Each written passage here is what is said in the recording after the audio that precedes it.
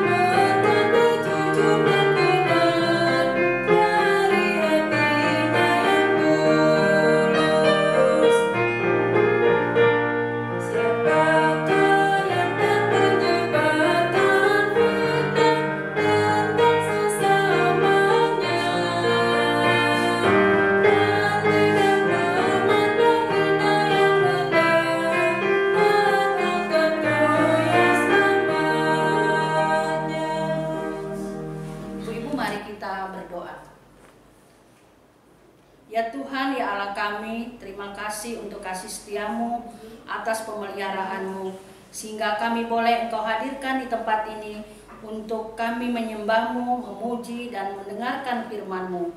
Hadirlah dalam persekutuan kami Tuhan, dalam nama Tuhan Yesus kami berdoa dan bersyukur. Amin.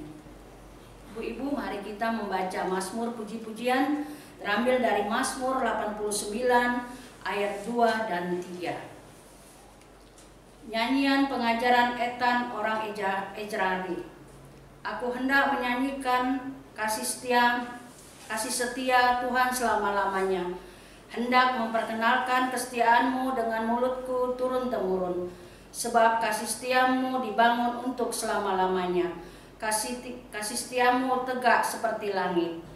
Ibu-ibu dipersilakan duduk kembali. Kita menyanyi nyanyian Gita Bakti 55 ayat 1 dan 2.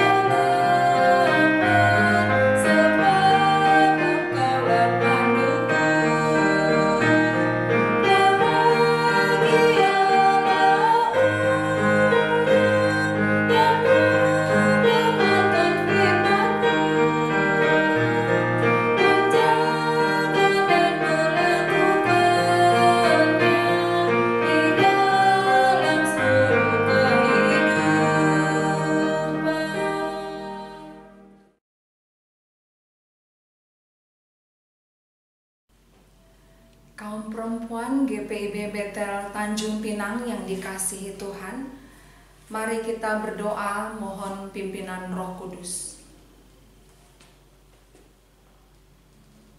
Bapa kami yang baik, Bapa kami yang bertahta di dalam kerajaan surga, Bapa yang sungguh mengasihi kami, yang kasih-Nya tidak pernah berkesudahan di dalam hidup kami, yang cinta kasih-Nya sangat besar kepada kami, sehingga pada hari ini pun Tuhan, Engkau memungkinkan kami, Engkau masih memberi kami lagi kesempatan untuk kami boleh bersekutu bersama-sama kaum perempuan GPIB Bethel Tanjung Pinang. Walaupun saat ini kami bersekutu melalui video streaming ya Tuhan, kami tidak bisa bertemu bersama-sama, tetapi kami percaya bahwa kuasa-Mu tetap bekerja dengan luar biasa di dalam kehidupan setiap kami. Kuasa-Mu yang ajaib tetap Engkau nyatakan di dalam setiap persekutuan kami ya Tuhan. Tetap Engkau nyatakan di dalam ibadah kami ini. Bapa, kami bersyukur untuk sore ini, untuk ibadah kami ini. Dan kami sungguh mempertaruhkannya ke dalam tangan-Mu. Biarlah kuasa-Mu, hikmat-Mu memenuhi setiap kami. Kuasa-Mu bekerja di dalam setiap kami, khususnya hamba-Mu yang memberitakan kebenaran firman-Mu. Biarlah Tuhan yang menolong, Tuhan yang bekerja melalui hamba-Mu, sehingga apa yang menjadi kehendak-Mu boleh dinyatakan bagi kami. Firman-Mu ini boleh menghiburkan kami, firman-Mu boleh semakin menguatkan kami, meneguhkan iman percaya kami di dalam Engkau. Terima kasih Tuhan Yesus. Berbicaralah kepada kami ya Tuhan, karena kami siap untuk mendengarkan firman-Mu. Di dalam nama Tuhan Yesus Kami mengucap syukur dan berdoa. Amin. Ibu-ibu yang dikasihi Tuhan, pembacaan Alkitab pada hari ini dari Amsal pasal 17 ayat 14 sampai 20. Amsal 17 ayat 14 sampai 20. Saya akan bacakan. Memulai pertengkaran adalah seperti membuka jalan air. Jadi undurlah sebelum perbantahan mulai. Membenarkan orang fasik dan mempersalahkan orang benar, kedua-duanya adalah kekejian bagi Tuhan. Apakah gunanya uang di tangan orang bebal untuk membeli hikmat, sedang ia tidak berakal budi? Seorang sahabat menaruh kasih setiap waktu dan menjadi seorang saudara dalam kesukaran. Orang yang tidak berakal budi ialah dia yang membuat persetujuan, yang menjadi penanggung bagi sesamanya. Siapa suka bertengkar, suka juga kepada pelanggaran. Siapa memewahkan pintunya, mencari kehancuran. Orang yang serong hatinya tidak akan mendapat bahagia. Orang yang memutar-mutar lidahnya akan jatuh ke dalam celaka. Demikianlah firman Tuhan. Haleluya.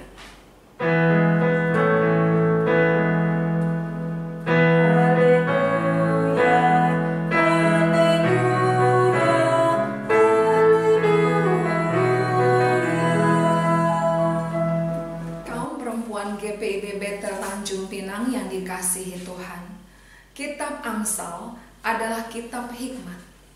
Tujuan kitab Amsal dinyatakan dalam Amsal 1 ayat 2 sampai 7, yaitu memberi hikmat dan pengertian mengenai perilaku yang bijak, kebenaran, keadilan, dan kejujuran.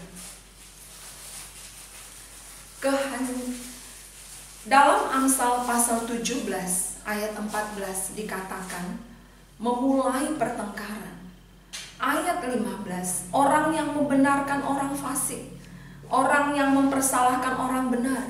Ayat 19, suka bertengkar, suka kepada pelanggaran. Kehidupan manusia seperti ini adalah orang yang serong hatinya dan orang yang memutar-mutar lidahnya, seperti dikatakan dalam ayat 20. Kehidupan manusia yang seperti dinyatakan di dalam firman Tuhan ini dengan jelas dinyatakan akan menuju kepada kehancuran, menuju kepada celaka, dan tidak akan mendapat kebahagiaan. Karena kehidupan manusia yang seperti itu adalah kekejian bagi Tuhan. Dan inilah kehidupan orang fasik. Dalam kehidupan orang fasik tidak ada hikmat. Karena dasar hikmat adalah takut akan Tuhan. Walaupun orang itu mempunyai banyak uang, bahkan memiliki dunia ini, dia tidak dapat membeli hikmat. Karena dasar hikmat adalah takut akan Tuhan.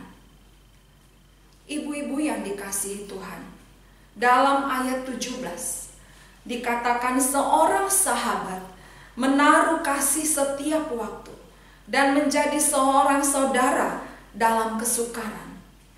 Persahabatan yang paling indah, persahabatan yang mulia adalah persahabatan antara Tuhan dengan manusia.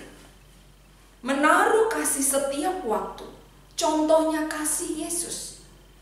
Sebenarnya manusia itu sudah dibuang oleh Tuhan karena dosa. Dia harus dihukum karena dosa.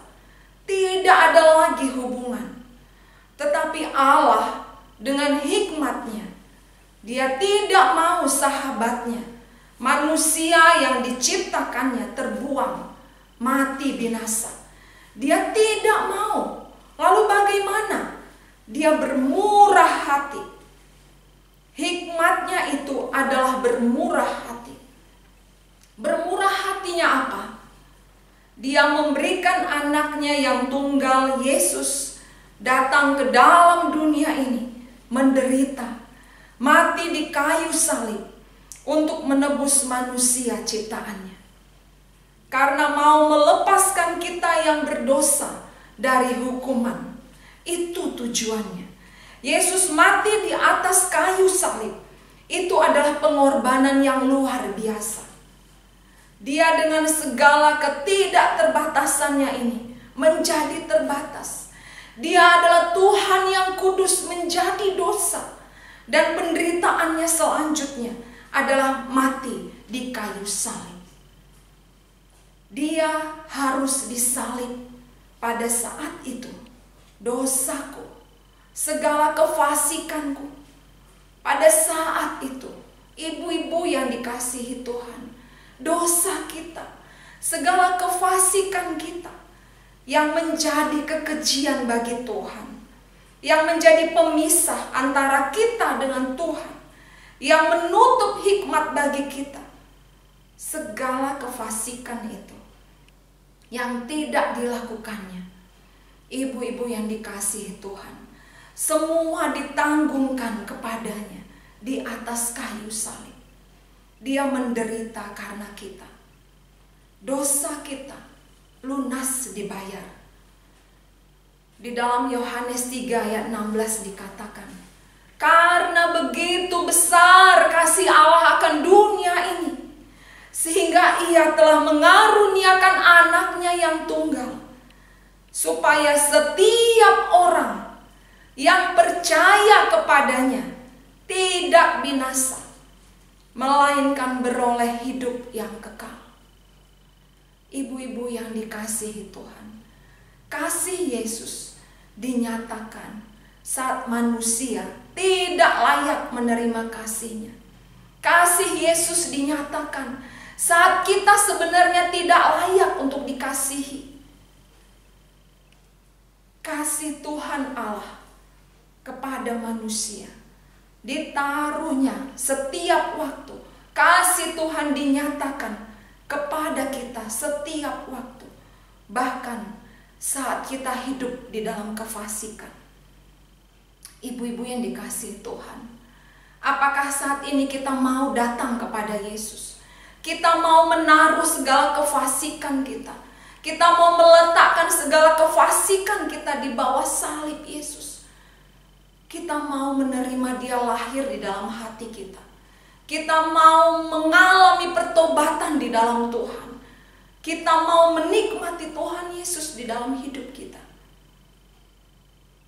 Dan menjadi seorang saudara dalam kesukaran. Ibu-ibu yang dikasihi Tuhan Yesus, tentu kita pernah mendengar firman Tuhan tentang seorang yang jatuh ke tangan seorang penyamun, lalu dia tergeletak di jalan. Dan saat itu seorang imam lewat, melihat dia dan melewatinya. Begitu juga seorang Lewi lewat, melihatnya dan melewatinya. Lalu lewat seorang Samaria, dan akhirnya menolong orang ini dan merawat orang itu. Lalu Yesus bertanya, siapakah di antara ketiga orang itu sesamamu manusia? Dan di dalam Lukas 10 ayat 37 dikatakan, saya akan membacakannya bagi kita.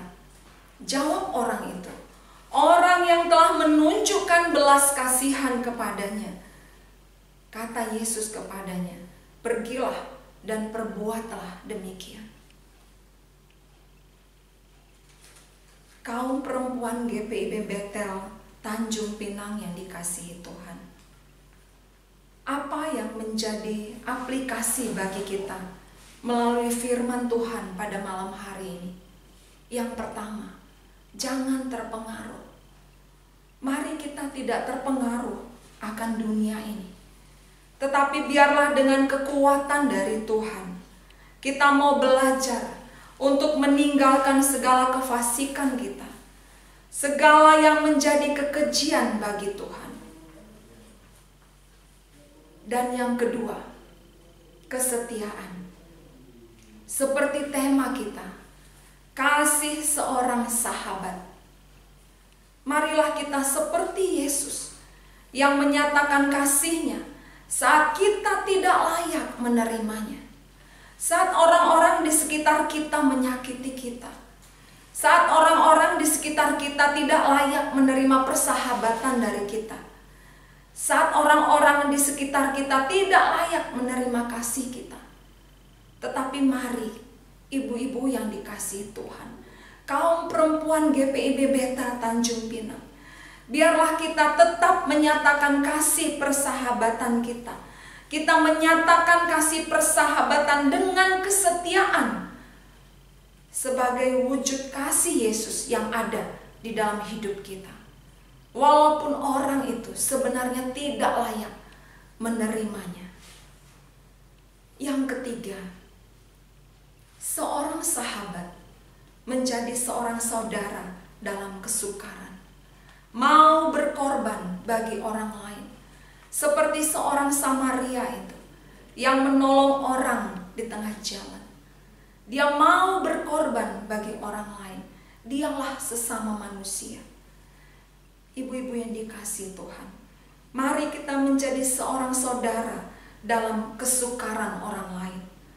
Dalam Lukas 10 ayat 37b tadi dikatakan, pergilah dan perbuatlah demikian. Biarlah kita menyatakan kasih seorang sahabat saat orang lain tidak layak menerimanya, saat orang lain dalam kesukaran. Tapi kita tetap menyatakan kasih seorang sahabat. Maka kebahagiaan akan menjadi bagian kita. Kebahagiaan akan menjadi milik kita, kaum perempuan GPIB Bethel Tanjung Pinang. Amin. Tuhan Yesus memberkati. Kasih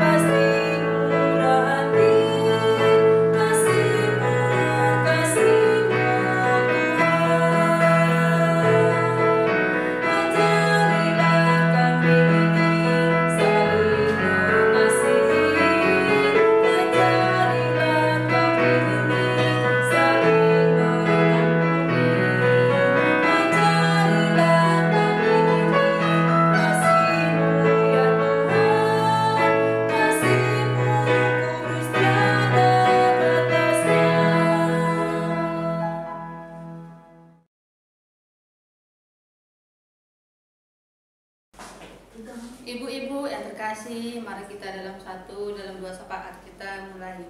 Allah Bapa yang bertata di dalam kerajaan surga, kami bersyukur dan berterima kasih atas penyertaan Tuhan pada sore hari ini. Kami boleh berkumpul dalam ibadah persekutuan kaum perempuan, di mana kami boleh ada karena anugerah Tuhan.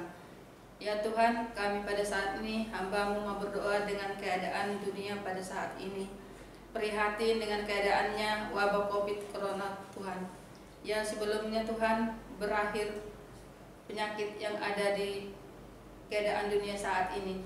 Tuhan Engkau boleh merendahkan semua penyakit yang melanda dunia ini, agar dunia ini boleh pulih seperti sedia kala. Terima kasih Tuhan Yesus. Bapa dalam sorga, saat ini kami mendoakan akan gereja-gereja-Mu dalam pergumulan dan pelayanannya. Tuhan mau berkati setiap mereka, Bapa. Kami menyerahkan akan gereja kami, gereja GPB Betel Tanjung Pinang dengan tugas dan pelayanannya, Tuhan. Kami mendoakan akan pendeta kami, Bapak Pendeta Rona Rampala dalam tugas dan pelayanannya sebagai KMJ yang ada. Tuhan mau berikan kekuatan, kesehatan, hikmat, kebijaksanaan baginya. Sukacita dan sejahtera dirasakan, ya Bapak. Keluarganya yang terpisah jauh di Bogor, Tuhan berkati. Ibu dalam tugas pekerjaannya, anaknya juga dalam studinya, Tuhan berkati. Tuhan berikan hikmat, kebijaksanaan, kepintaran bagi dia agar supaya cita-citanya boleh tercapai, Bapak. Setiap majelis yang ada, Tuhan berkati dalam pelayanan dan keluarganya. Begitu pula dengan ke-6 pelkat yang ada, Tuhan berkati dengan fungsionarisnya, Bapak. Kami mendoakan juga bagi setiap jemaat-Mu yang saat ini dalam pergumulan. Biarlah Engkau mau menjadi jawaban bagi mereka. Yang sakit Engkau sembuhkan, yang susah Engkau hiburkan, yang kekurangan Engkau cukupkan, ya Bapa. Saat ini juga kami menyerahkan akan rencana Bapak akan pembangunan gedung pastori saat ini. Dengan begitu biaya yang begitu besar, Bapa, sebagai manusia kami tidak mampu, ya Tuhan. Tapi kami percaya jika Engkau yang bersama-sama dengan kami, maka semuanya itu akan selesai, Bapa. Karena kami tahu Engkau lah Yehova Yireh, Engkau yang menyiapkan akan segala keperluan kami. Hingga waktunya nanti, Bapa, kami bisa melihat bahwa campur tangan itu luar biasa dalam kehidupan kami. Terima kasih Tuhan. Dan dengan kerendahan hati Tuhan kami datang kepadamu.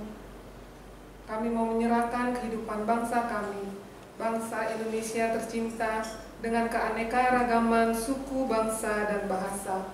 Kiranya persatuan dan kesatuan dapat terwujud. Jauhkanlah bangsa kami Tuhan dari mara bahaya dan malapetaka. Kiranya Tuhan memberkati kehidupan kami sebagai warga negara yang baik, agar kami dapat hidup rukun, damai, satu sama yang lain.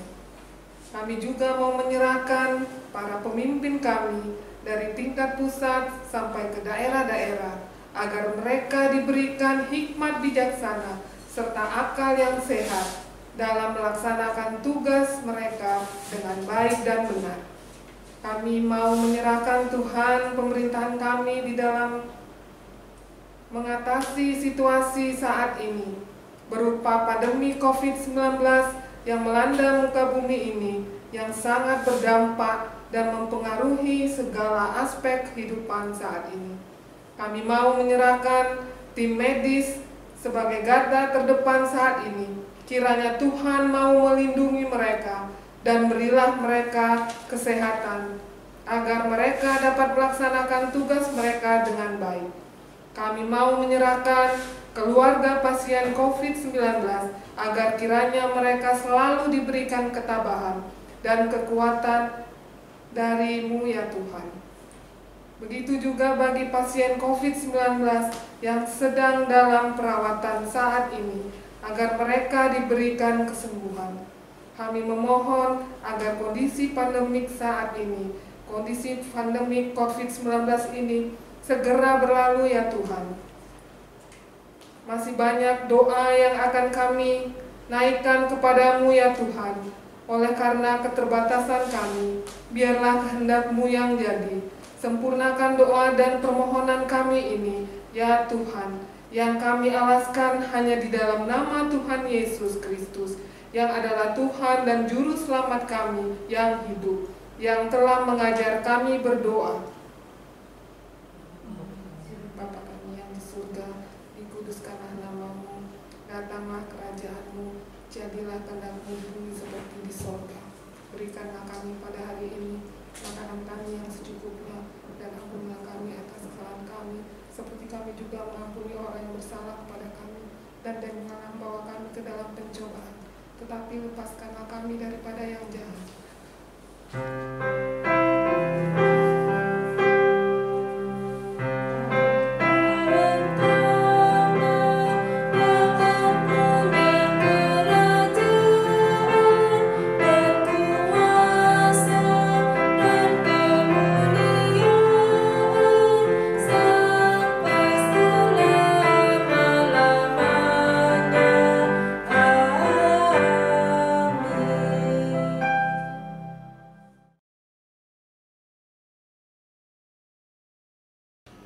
Umat Tuhan, marilah mengucap syukur kepada Tuhan dengan memberi persembahan kepadanya.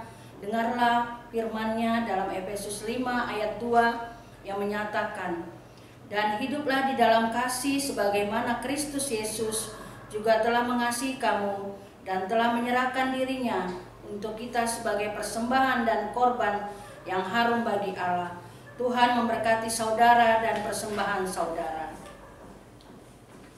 Kita menyanyi nyanyian persembahan syukur, Gita Bakti 86 ayat 1 dan 4.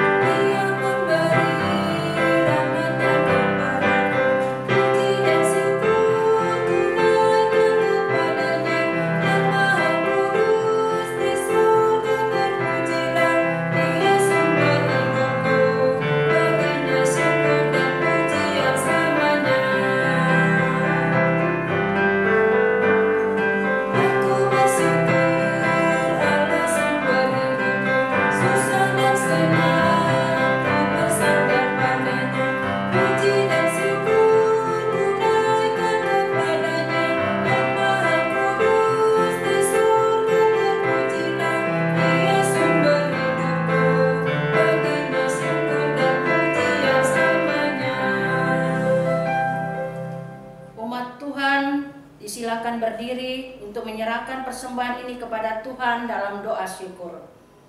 Ya Tuhan, Engkaulah sumber hidup kami. Kami membawa dengan penuh sukacita persembahan ini sebagai tanda ungkapan syukur kami kepadamu. Terimalah ya Tuhan dan kuduskanlah agar dapat dipakai bagi kemuliaan nama-Mu. Amin.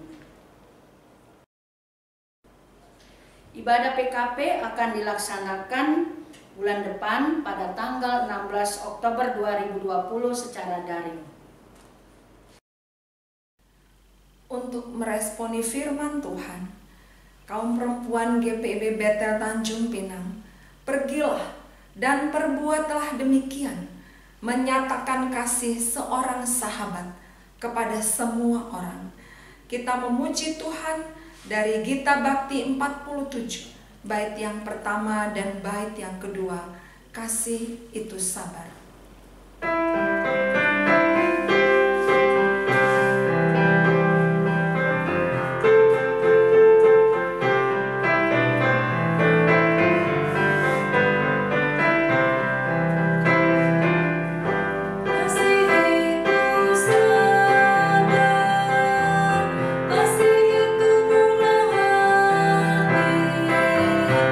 Ia tak cemburu